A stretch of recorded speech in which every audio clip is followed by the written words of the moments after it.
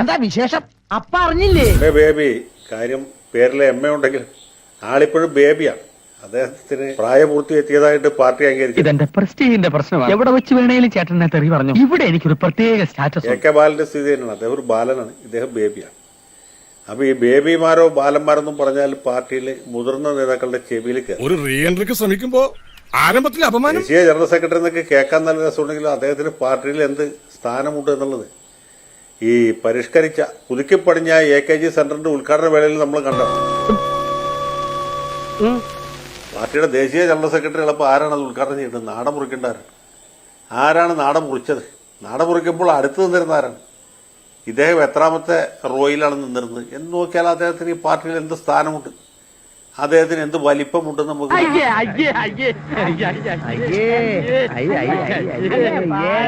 ഈ മുതിർന്ന നേതാക്കന്മാരുടെ ഭാര്യയോ മകനെയോ അല്ലെങ്കിൽ മകളുടെ ഭർത്താവിനെയോ ഒക്കെ സ്ഥാനാർത്ഥിയാക്കുമ്പോൾ ബൂർഷ്വ മാധ്യമങ്ങൾ വളഞ്ഞിട്ട് ആക്രമിക്കാൻ സാധ്യതയുണ്ട്. അങ്ങനെ ഒരു സന്ദർഭത്തിൽ പാർട്ടിയെ വിഷമവൃത്തത്തിലാക്കാതെ നമ്മുടെ ബന്ധുക്കളെ മാറ്റി നിർത്തണം. അതാണ് അദ്ദേഹം പറഞ്ഞത്. പുള്ളി പറഞ്ഞത് താത്വികമായതുകൊണ്ട് കുറച്ച് നീണ്ടു പരന്നു പോയി. ഞാൻ അപ്പോഴേ പറഞ്ഞാണ് ഇതൊന്നും ഏക്കൂല.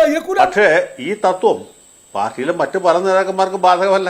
അതുകൊണ്ടാണല്ലോ സഖാവ് വിജയരാഘവൻ കഴിഞ്ഞ തവണ പാർട്ടി സെക്രട്ടറിയുടെ ചുമതല വഹിച്ചപ്പോൾ അദ്ദേഹത്തിന്റെ സഹധർമ്മിണി ഡോക്ടർ ബിന്ദുവിനെ സ്ഥാനാർത്ഥിയാക്കി. ഇതൊരു പ്രശ്നമാക്കണ്ടെന്ന് ഇത്തരം നിരുത്തരവാദപരമായ നടപടികളാണ് താല്പര്യത്തിന് തുടക്കം വെക്കുന്നത്. പ്രവർത്തന പരിചയമുള്ള അനുഭവ പരിചയമുള്ള എത്രയോ സഖാക്കൾ ഇരിങ്ങാലക്കുടയിലുണ്ട്, തൃശ്ശൂർ ജില്ലയിലും മറ്റ് സ്ഥലങ്ങളിലുണ്ട്. അവർക്ക് ആർക്കും കിട്ടാത്തൊരു പരിഗണന ബിന്ദുവിന് കിട്ടി. ബിന്ദു മത്സരിച്ചു, ജയിച്ചപ്പോൾ ബിന്ദു മന്ത്രിയായി. മന്ത്രിയാകാൻ വേറെ യോഗ്യന്മാരില്ലാത്തതുകൊണ്ടാണ്, യോഗ്യതയുള്ള വനിതാ മെമ്പർമാരില്ലാത്തതുകൊണ്ടാണ് അല്ല. അപ്പോൾ പാർട്ടി സെക്രട്ടറിയുടെ ചുമതല വഹിക്കുന്ന വിജയരാഘവൻ സഖാവിന്റെ സഹധർമ്മിണിയാണ് ബിന്ദു എന്ന ഒറ്റ കാരണത്താൽ ബിന്ദു മന്ത്രിയായി ഉന്നത വിദ്യാഭ്യാസ വകുപ്പ് 5 കൊല്ലം കൈയാളി. അത് തന്നെയാണല്ലോ പിണറായി വിജയന്റെ മകളെ വിവാഹം കഴിച്ച ധീര സഖാവിന് സംഭവിച്ചു. CPM-ൽ ഒരു യുവ നേതാവ്, അദ്ദേഹം തീരെ മോശക്കാരനൊന്നുമല്ല, അഖിലേന്ത്യാ പ്രസിഡന്റായിരുന്നൊക്കെ അത് സംഭവിച്ചു. അഖിലേന്ത്യാ പ്രസിഡന്റായിരുന്നെങ്കിൽ തന്നെയും MLA ആയിട്ട് മത്സരിക്കുകയും ജയിക്കുകയും ചെയ്ത് നമുക്ക് മനസ്സിലാക്കാം. പക്ഷേ ആദ്യത്തെ വരവിൽ തന്നെ അദ്ദേഹത്തിന് കൊടുത്ത വകുപ്പ് ഏതാണ്? സാധാരണ ആദ്യമായിട്ട് ജയിക്കുന്ന ആൾക്ക് ഇപ്പോൾ S ശർമ്മ അല്ലെങ്കിൽ M ദാസൻ, ജെയിംസ് മാത്യു, അങ്ങനെ എത്രയോ പേര് ആദ്യം ജയിച്ചു വന്നപ്പോൾ അവർക്ക് മന്ത്രിസ്ഥാനം കിട്ടിയില്ല. പ്രദീപ് കുമാർ 3 തവണ ജയിച്ചിട്ട് പുള്ളിക്ക് മന്ത്രിയാവും. ഇതിനകത്ത് എന്തോ ചുറ്റിക്കളി ഉണ്ടല്ലോ. എന്ത് ചുറ്റിക്കളി? ഒരു ചുറ്റിക്കളി ഇല്ലല്ലേ? ശരി. രാജു അബ്രഹാം 4 തവണ ജയിച്ചു, അദ്ദേഹത്തിന് മന്ത്രിയാവാൻ പറ്റിയില്ല. സുരേഷ് കുറുപ്പ് എത്ര കൊല്ലം പാർലമെന്റിന് തവണ നിയമസഭാ അംഗമായിട്ട് വന്നു, 2 തവണ ജയിച്ചിട്ടും അദ്ദേഹത്തിന് മന്ത്രിയാവാൻ പറ്റിയില്ല. ഞാൻ അവരെ മന്ത്രിയാക്കണം എന്നുള്ള അർത്ഥത്തിൽ പറഞ്ഞു. ഈ പാർട്ടിക്കാരെയും ഭരണക്കാരെയും നേതാക്കന്മാരെയൊക്കെ ഞങ്ങൾ എത്ര കണ്ടതാണ്. അപ്പോൾ എന്തുകൊണ്ട് റിയാസ് മന്ത്രി? ഇനി മന്ത്രിയാവുമ്പോൾ തന്നെ ചെറുപ്പക്കാരായ ആളുകൾ മന്ത്രിമാരാകുമ്പോൾ അവർക്ക് ഏത് വകുപ്പ് കൊടുക്കുക? സ്പോർട്സ് അല്ലെങ്കിൽ യുവജനക്ഷേമ വകുപ്പ് കൊടുക്കും. അങ്ങനെയുള്ള ഏതെങ്കിലും വകുപ്പിൽ കൊടുക്കുക. ഇവിടെ എടുത്താൽ പോകാത്ത 2 വകുപ്പ് കൊടുത്തു. ഒന്ന് മരാമത്ത്, മറ്റത് ടൂറിസം. ആർക്കും പറ്റും. ഒന്നൊന്നുമല്ല, വല്ല കുഴപ്പമുണ്ടാവില്ല. അപ്പൊ ഇതൊക്കെ ചെയ്യുമ്പോൾ ഇത് സ്വജനപക്ഷപാതമാണ്. വിജയൻ സഖാവിന്റെ മകളെ വിവാഹം കഴിച്ചവര് കിട്ടിയ ഒരു സ്ത്രീധനം ഒരു പാരിതോഷികമായിട്ട് കിട്ടിയതാണെന്ന് പാർട്ടിക്കാർ മാത്രമല്ല, പാർട്ടിക്കാരല്ലാത്ത ബൂർഷ്വാകൾ മാത്രമല്ല, പാർട്ടിക്കാർ പോലും തെറ്റി. മനസ്സിലായില്ല? മനസ്സിലാക്കാൻ നിന്റെ പാർട്ടിക്കാരെ പോലെ തന്നെ നിനക്കും കുറച്ച് ടൈം എടുക്കും. അപ്പോൾ ബിന്ദു എന്തുകൊണ്ട് മന്ത്രിയായി? എങ്ങനെ മന്ത്രിയായി? റിയാസ് എങ്ങനെ മന്ത്രിയായി എന്ന് ചോദ്യം വരുമ്പോൾ ഈ പാർട്ടിക്ക് സാധാരണക്കാരായ സഖാക്കൾക്ക് ഉത്തരം പറയാൻ ബുദ്ധിമുട്ട്. അണികളുടെ മുഖത്ത് ഞങ്ങൾ ഇനി എങ്ങനെ നോക്കും? തത്വം പഠിപ്പിച്ചാൽ മാത്രം പോരാ, പ്രവർത്തിയിൽ സഖാവ് വല്ല ചായക്കടയിലൊക്കെ പോയിരുന്നിട്ട് പാർട്ടി നടപടിയെ ന്യായീകരിച്ചാലും വീട്ടിൽ വരുമ്പോൾ ഭാര്യയും പിള്ളേരും ഇതേ ചോദ്യം ചോദിക്കും. മനുഷ്യ, നിങ്ങൾ താൻ ഇത്ര കാലം ഈ പാർട്ടി കൂടെ നടന്നില്ലേ? ഇതേ കണ്ടില്ലേ?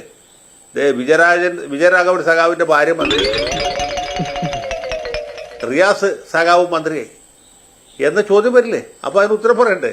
ഇപ്പൊ ശ്യാമളയുടെ പ്രശ്നം ഇപ്പോഴല്ലേ ഉണ്ടായിരുന്നു, അത് ഈ തവണ ഉണ്ടായൊരു പുതിയ വിഷയം. ഇത് കഴിഞ്ഞ തവണ ഉണ്ടായിരുന്നു. എന്ത് ചെയ്യുന്നതിന് മുമ്പും ഒന്ന് ആലോചിക്കണം. വെറുതെ എടുത്തു ചാടരുത്. എന്താ ഇപ്പൊ എടുത്തു ചാടിയാല്? കുണ്ടി കുത്തി വീഴും. അപ്പൊ ശ്യാമള ഇത്തവണ, അപ്പൊ ശ്യാമളക്ക് തോന്നി എനിക്കെന്തുകൊണ്ട് ഞാൻ മത്സരിച്ചാൽ ജയിക്കില്ല, സ്ഥലം തളിപ്പറമ്പല്ലേ എന്ന് അവർക്ക് തോന്നി. നമുക്ക് തെറ്റു പറയാൻ പറ്റില്ല. ഇവിടെ ബിന്ദുവിനും റിയാസിനോ ആകും, ശ്യാമളക്കും ആകും. നിങ്ങൾക്ക് മാത്രമല്ല എനിക്ക് നാണക്കേടാ. അതുകൊണ്ടാണ് അവർ മത്സരിക്കാൻ താല്പര്യപ്പെട്ടത്, പക്ഷെ മത്സരിച്ചത്. പക്ഷെ ജനങ്ങൾ തോൽവി. കോൺഗ്രസ്സുകാർ ചെയ്യുമ്പോൾ സ്വജനപക്ഷപാതം, മക്കളുടെ രാഷ്ട്രീയം എന്നൊക്കെ പറയും ഇല്ലേ? ബാക്കി ബൂർഷ്വ പാർട്ടികളൊക്കെ മക്കളുടെ, ഇടതുപക്ഷ പാർട്ടികളും മക്കളുടെ രാഷ്ട്രീയം പാടില്ല, ബന്ധു നിയമനം പാടില്ല എന്നൊക്കെ പറയുമ്പോൾ ബന്ധു നിയമനം തന്നെ നോക്കിയാൽ പോരെ. KK രാഗേഷിന്റെ ഭാര്യയ്ക്ക് എങ്ങനെയാണ് കണ്ണൂർ സർവകലാശാലയിൽ അസോസിയേറ്റ് പ്രൊഫസറായിട്ട്? MP രാജേഷിന്റെ ഭാര്യയ്ക്ക് എങ്ങനെയാണ്?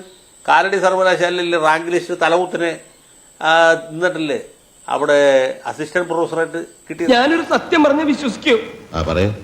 എന്നാ എനിക്കത് ഓർമ്മയില്ല. ഇതൊക്കെ കിട്ടുന്ന ജനങ്ങൾ കണ്ടുകൊണ്ടിരിക്കല്ലേ.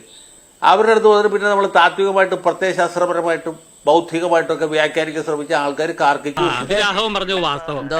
രാഘവൻ പറഞ്ഞത് വാസ്തവം. അപ്പൊ ഇങ്ങനെയൊക്കെയുള്ള കാര്യങ്ങൾ വൈകാരികമായിട്ടാണ് ജനങ്ങൾ സ്വീകരിക്കുക. സഖാവ് VS ഒരു ബഹുമതി കിട്ടുമ്പോൾ കേന്ദ്ര ഗവൺമെന്റ് ഇന്ത്യയുടെ 2ാമത്തെ സിവിൽ ബഹുമതി കൊടുക്കും. അത് വാങ്ങിക്കുന്നതിന് പാർട്ടി തടസ്സപ്പെടുത്തിയെന്നല്ലേ സാധാരണക്കാരായ പാർട്ടിക്കാർ വിചാരിക്കുന്നു. തമാശ പറയാതെ അല്ല, കാര്യമായിട്ട് പറഞ്ഞതാ. താത്വികന്മാർക്ക് പല രീതിയിലും അത് വ്യാഖ്യാനിക്കാൻ വിശദീകരിക്കും. ഒരു പൊതുപ്രവർത്തനം പരസ്യമായി അധിക്ഷേപിക്കരുത്. പക്ഷെ ജനങ്ങൾ വിചാരിക്കുന്നത് അച്യുതാനന്ദൻ മരിച്ചതിന് ശേഷവും ഇയാൾ പക വീട്ടുകയാണ്. ജീവിച്ചിരുന്ന കാലത്ത് പരമാവധി ദ്രോഹിച്ചു, മരിച്ചതിന് ശേഷവും പക വീട്ടുകയാണെന്നാണ് തോന്നുന്നത്. ഇനി ഇങ്ങനെയൊക്കെ പാടുള്ളൂ. അതുപോലെ KK ശൈലജയ്ക്ക് ഇല്ലേ റമോൺ മക്സാസെ അവാർഡ് പ്രഖ്യാപിച്ചു. ഈ അവാർഡ് പിണറായി വിജയൻ പുള്ളി മനിലയിൽ പോയി 2 കൈ തീട്ടി മേടിച്ചു.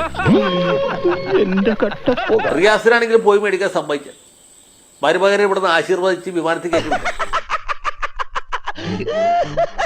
പക്ഷേ ശൈലജ കിട്ടിയപ്പോ പറഞ്ഞു പോയി മേടിക്കണ്ട, വേണ്ട, അത് വലിയ മറ്റേ ബൂർഷ്വാസിയുടെ അവാർഡ്. അതൊക്കെ നാട്ടുകാർക്ക് അറിയാവുന്ന കാര്യമല്ല അല്ലേ? ഇതൊക്കെ ഇങ്ങനെയൊക്കെ ചെയ്യുമ്പോൾ അതിന്റെയൊക്കെ പരിണതഫലം ഉണ്ടാവും. അതിന്റെയൊക്കെ ഫലമാണ് ഇപ്പൊ ഈ തെരഞ്ഞെടുപ്പിൽ.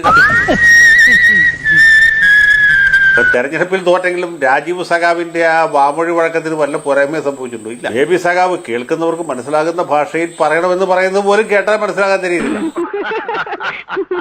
അവിടെയാണ് പാർട്ടിയുടെ അടിസ്ഥാനപരമായ ഒരു പ്രശ്നം കിടക്കുന്നത്. നേരത്തെ PMS ആണെങ്കിലും അച്യുതാനന്ദനാണെങ്കിലും നായനാരാണെങ്കിലും അവരെന്താ ഉദ്ദേശിക്കുന്നതെന്ന് കേൾക്കുന്നവർക്ക് മനസ്സിലാവുക.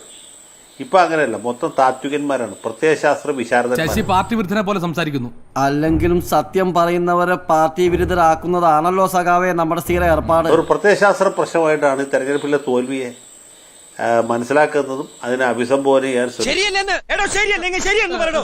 പക്ഷെ കേൾക്കുന്നവർക്ക് അല്ലെങ്കിൽ സാധാരണക്കാർക്ക് അത്രയ്ക്ക് ബുദ്ധിയില്ലാത്തതുകൊണ്ട് അല്ലെങ്കിൽ പ്രത്യയശാസ്ത്രത്തെ കുറിച്ച് അത്ര പിടിപാടില്ലാത്തതുകൊണ്ട് ഇവര് പറയുന്ന എന്തോ മറുഭാഷയാണ്. ചില പെന്റക്കോസ്റ്റ് പാസ്റ്റർമാരൊക്കെ മറുഭാഷ പറയും.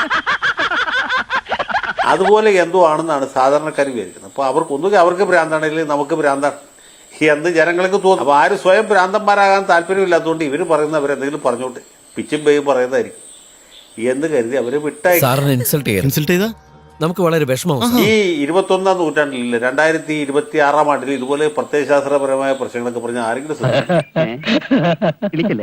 ഈ പ്രത്യയശാസ്ത്രത്തിൽ നിന്ന് തെറ്റിപ്പോകാത്ത രീതിയിൽ അതിൽ വ്യതിചലിക്കാത്ത രീതിയിൽ ജനങ്ങളെ ബാധിക്കുന്ന കാര്യങ്ങൾ സിമ്പിളായിട്ട് പറഞ്ഞാൽ അവർക്ക് കാര്യം